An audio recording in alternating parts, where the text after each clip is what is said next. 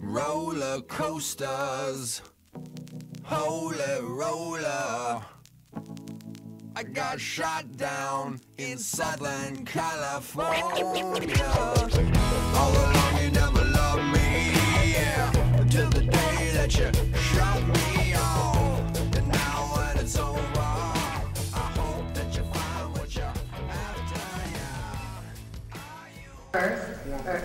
Well, Sophia brought it to me, so already I knew that it would be something different from a normal way of approaching a historical figure, and she forced me to look at her in such a personal way that I had never looked at somebody in history before, and there's so many opinions on Marie Antoinette, and I could have a freedom in finding my own and trying to find an essence of her and not judging her and understand her point of view as a woman, whatever mistakes she made.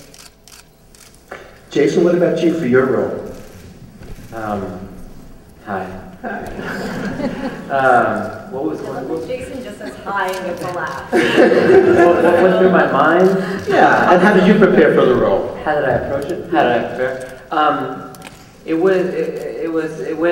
My preparation came in many stages, and the initial stage for me was just the input of data, reading, and I assembled a list of questions that I asked this historian at UCLA who I would meet with very frequently. And then when I moved to Paris, I went to Versailles a lot and talked to the directors there of Versailles and asked them questions.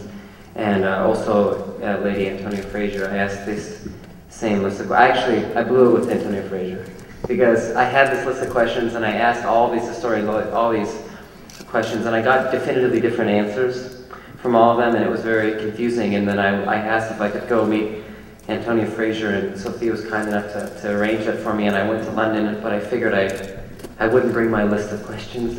I would wing it and have a more intuitive conversation with her. And I got there, and I just was so nervous that I blanked. So I ended up just having lunch, and it literally ended with me saying, "Was Louis, I forgot what I was going to say." And then she said, "Well, I must be going, I'm writing it." And also, Kirsten and I took writing lessons, and Kirsten and I took dance lessons and movement lessons and etiquette classes. So that was a lot of the character. But for me, like the real big moment was, the character doesn't say a lot, and the real breakthroughs for me were when Kirsten and Sophia and I got together. Kirsten and I and Sophia got together to rehearse, and we would go over the scenes, and Kirsten would ask me a question, I'll say a line, and I would want to turn to her and answer her and engage with her and act with her, and Sophia kept saying, like, no, don't make her feel comfortable, keep it tense, wait a long time. So for me, a lot of the process was like just coming to terms with not pleasing her, because I want to do that, and just like he didn't say a lot, so I just tried to figure out, would write out lines that he was saying in his head. Now that you've made your third feature film. No, I think it's always hard. You always have a new set of challenges, and it helps to have more experience, but it's always hard. And this one had just the scale of it was something new for me. So it's asking for advice from your dad. I always learn things from my dad. He's a great resource to have him as a mentor, and I don't know, he always has interesting things to say about filmmaking that are inspiring for me. A few years ago on Virgin Suicides, and now they work together again, and in fact, do they plan to keep working together, and what was it like, say, for Kirsten to work with her after, how many years, 6 years? Long, or I was 16, yeah.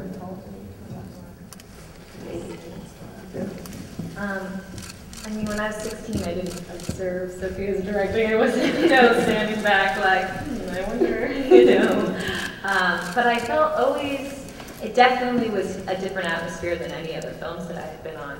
Sophia creates, I remember as a family, the Lisbon family would make sandwiches together in rehearsals, and we'd play games, and it was more like creating that kind of atmosphere. I think we're the same people, and we're just older, and I mean, not the same figure. We have the same essence, but for me now, working with Soph, it's just a more adult relationship, obviously, and I think that I think Sophia has more, I mean, to make a film like this about Marie Antoinette is a very brave thing, and so to have that freedom and to not be afraid is really to be admired. Yeah, I enjoyed working together when we were younger, and it's always, wanted to work with Kirsten again, I was, happy to work with her in this. I feel like we have a lot of similar tastes, and both work in an intuitive way and work well together. So. Have you talked about doing this movie and not moving together for a long time?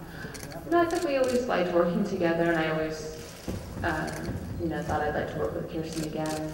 But then when I was reading Antonia Fraser's biography of Marie Antoinette, they were describing her characteristics. Kirsten came to mind as someone who I thought could pull this off. It was really important. Like, Sophia really helped me. We did a lot of talking about what my character was saying inside, and I don't, without sounding too inside the actor's studio about it. It's your favorite girl, which I love inside the actor's studio, and I often find I'm in it. I'm inside the actor's studio right now. The truth is that, I thought it'd be interesting to play a character who, although instead of playing like he didn't say a lot to her, I wanted to try and play it where he couldn't, which I think is different. Like, instead of playing someone who said one line and then was thinking about something else, or just didn't want to be in that situation, I thought it would be kind of more active if he was he was longing to try and say something to her, and instead of not looking her in the eye, he was trying to, but couldn't, so that he was frustrated perhaps inside. And so, like I said, for me, I can relate to this feeling of wanting to communicate with someone, and for whatever reason not being able to, and then you have many things that you'd like to say, and then you say something and it kind of comes out wrong, or you can tell from the look on their face that you disappointed them or didn't give them the answer that they wanted, and you think about correcting that sentence but don't, and being okay with just leaving it kind of perplexing and puzzling. And I think that for me that was a lot of the character was just coming up in my head with the things that he wanted to say. So every time she asked me a question, there was a lot that I wanted to say to her, I just couldn't find the words to because I was awkward.